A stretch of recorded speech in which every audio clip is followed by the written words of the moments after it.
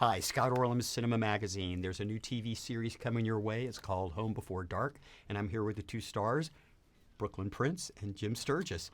Hi. Talk a little bit about, this is actually based on the real life of a young girl who was a journalist.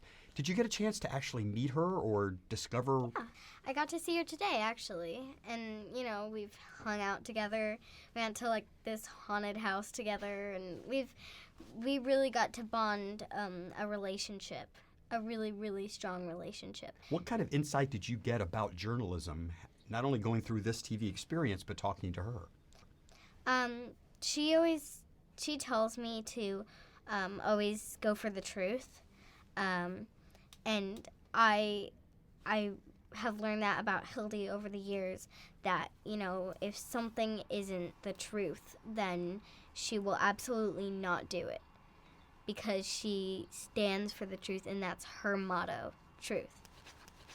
Jim, I've seen a couple of episodes, and Good, obviously yeah. the concept of the story is this father is a journalist, he loses his job, moves his family back to his original small town, Yeah. and his daughter's going to school on their quest. But there starts to be unfolding a little mystery about you as well. There's something that happened in your past.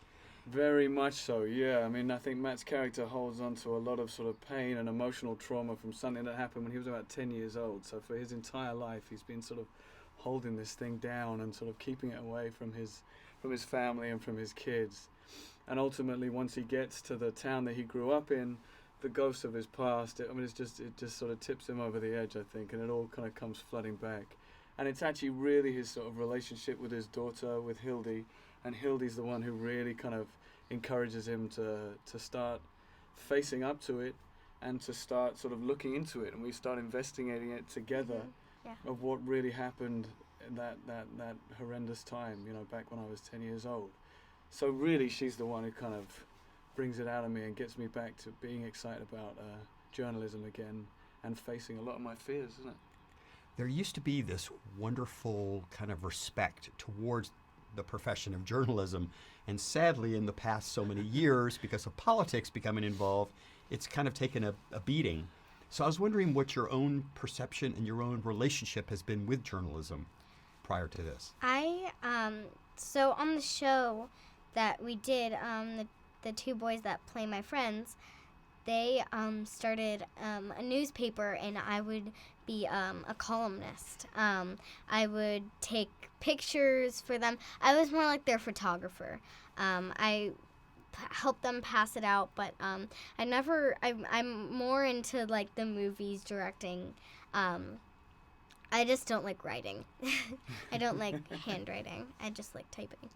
What about for you growing up? I mean, were you a newspaper? Yeah, I mean, I'm from the UK, so the journalists are pretty brutal in the UK, and I think that's kind of why I love this story, and I love what it's trying to say, and through the eyes of a young child journalist who really only just is interested in the truth, as Brooklyn literally just said, which is not so much the case in England. People aren't interested in the truth at all. In fact, they're more interested in fabricating stories and making things up and making people's lives difficult and unpleasant for the sake of selling some newspapers. So through the eyes of a young kid, that seems ridiculous, So sometimes to find the purity in any situation and in the truth, you have to sort of look through a child's lens, and see how crazy it really is. So yeah, I think I'm with Brooklyn on that. You mentioned before about as the series gets on, it's this bonding between father and daughter. Looking back, what was a cool thing that you did with your dad? A learning curve. A fun thing that I did with my dad was, we had this playground, and it was like the slide, and then there was an under part, and he would go under that part, and when I'd slide down the slide, he would come out and chase me around and sing, "I'm the grumpy old troll that lives under the bridge."